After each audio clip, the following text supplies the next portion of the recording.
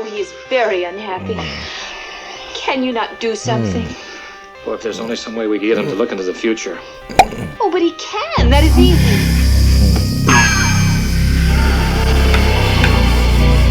Thank you, Jeannie. Much better. Never viewed me. I'm insignificant and irrelevant in this discussion. To them, it was always the Biden family. It wasn't Hunter Biden. It wasn't Jim Biden. It was the Biden family, who's obviously led and operated by Joe Biden.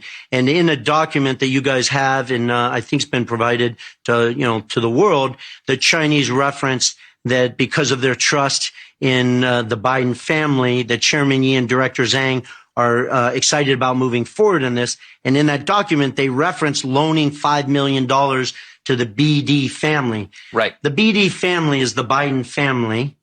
And notice they didn't say we're loaning that money to Oneida Holdings, or we're loaning that money to Tony Bobolinsky, or we're loaning that money to James Gilliar or Rob Walker. They, once again, not a document generated by me, a document generated by CFC, that they're loaning that money to the Biden family. Of this going forward, if Joe Biden is elected president, which could very well happen, how does this constrain his ability to deal with China? Are you asking for my personal opinion? I'm asking for your opinion as someone who's worked with the Chinese. So I think Joe Biden and the Biden family are compromised. Obviously, I've referenced that I held a Q clearance. You're briefed on compromise and, who you're able to talk with and deal and do business with. And I just don't see, given the history here and the facts, how Joe can't be influenced in some manner based on the history that they have here with CFC and stuff like that. So as a citizen and an American taxpayer, I'm very, very concerned. Bank record showing a $1 million wire transfer into the account of Hudson West 3 from CEFC Limited on November 2nd, 2017. As Senator Grassley and I have already established, CEFC is effectively an arm of the Communist Chinese regime.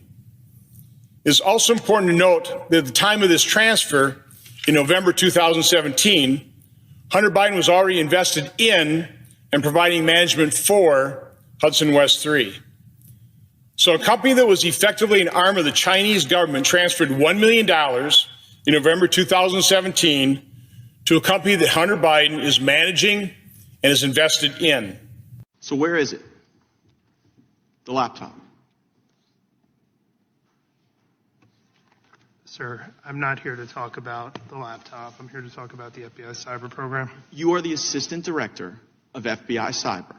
I want to know where Hunter Biden's laptop is. Where is it? Sir, I don't know that answer. That is astonishing to me. Has FBI cyber assessed whether or not Hunter Biden's laptop could be a point of vulnerability, allowing America's enemies to hurt our country? Sir, the FBI cyber program is based off of what's codified in Title 18, Title 18, Section 1030, a code which talks about computer intrusions, right, using nefarious intent network. Well, you've talked about passwords here. I mean, Hunter Biden's password on his laptop was Hunter02. He drops it off at a repair store. I'm holding the receipt from Max Computer Repair, where in December 2019, they turned over this laptop to the FBI. And what now you're telling me right here is that as the assistant director of FBI cyber, you don't know where this is after it was turned over to you 3 years ago. Yes, sir, that's an accurate statement. How are Americans supposed to trust that you can protect us from the next colonial pipeline if it seems that you can't locate a laptop that was given to you 3 years ago from the first family, potentially creating vulnerabilities for our country? Sir, it's not in the purview of my investigative responsibilities. But that is shocking that you wouldn't, as the assistant director of cyber, know whether or not there are international business deals, kickbacks, shakedowns that are on this laptop that would make the first family suspect to some sort of compromise. Mr. Assistant Director, have you assessed whether or not the first family is compromised as a result of the Hunter Biden laptop? Sir, as a representative of the FBI cyber program, it is not in the realm of my responsibilities to deal with the questions that you're asking me. Has anyone at FBI cyber been asked to make assessments whether or not the laptop creates a point of vulnerability? Sir, we have multiple lines of investigative responsibility in the FBI. They're all available in public source. Well, I would think you'd know this one. I mean, I would think that if the president's son, who does international business deals, referencing the now president with the Chinese, with Ukrainians, I mean, have you assessed whether or not the Hunter Biden laptop gives Russia the ability to harm our country? Sir, again, we can do this back and forth for the next couple of minutes. I don't have any information about the Hunter Biden laptop or the But should you? I mean, you're the assistant director of FBI Cyber. By the block and line chart, no, sir, I should not. Who should we put in that chair to ask questions about this laptop that FBI has had for 3 years? Sir, I'm not in a position to make a recommendation who should say. So you don't have it. You don't know who has it. You don't know where it is. You're the assistant director. You know, earlier you talked about whether or not you were the Grant Hill or the Christian Laettner. It sounds like you're the Chris Webber trying to call a timeout when you don't have one. So I mean, who is it? Do you even know who has it? Do you know who we should put in that chair to ask these questions to? No, sir, I don't know who has it. Well, could you find out and tell us? You're going to have to give us briefings, thanks to Mr. Liu and Mr. Massey's question about whether or not the FBI was taking a $5 million test drive on the Pegasus system that was being used to target people in politics, people in government, people in the media, people in American life. So will you commit to give us a briefing as the assistant director of FBI Cyber as to where the laptop is, whether or not it's a point of vulnerability, whether or not the American people should wonder whether or not the first family is compromised? Sir, I'd be happy to take your request back to our office. Gosh, I mean, will you advocate for that briefing? You will? I will be happy to take your request back to FBI headquarters.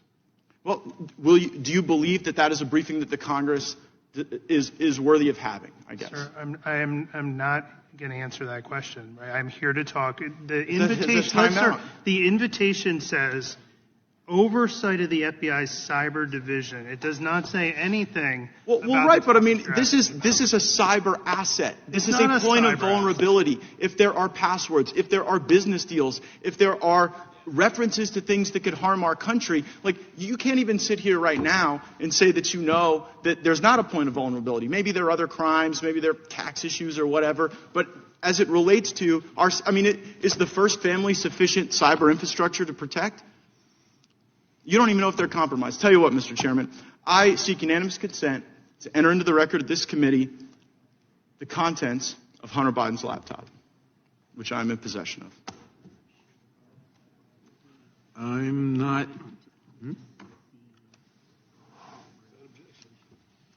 There's no objection to that.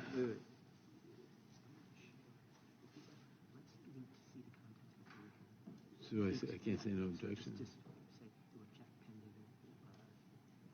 I've never had. I will object pending further investigation. What's the basis of that objection?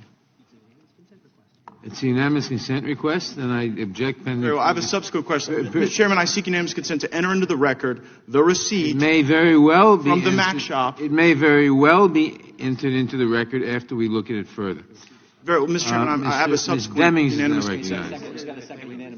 Oh, I'm sorry. Mr. Chairman, I seek unanimous consent to enter into the record the receipt from the Department of Justice. Mr. Chairman, this is to Ms. Deming. the Mac shop. Am I next, or am I next? Without objection,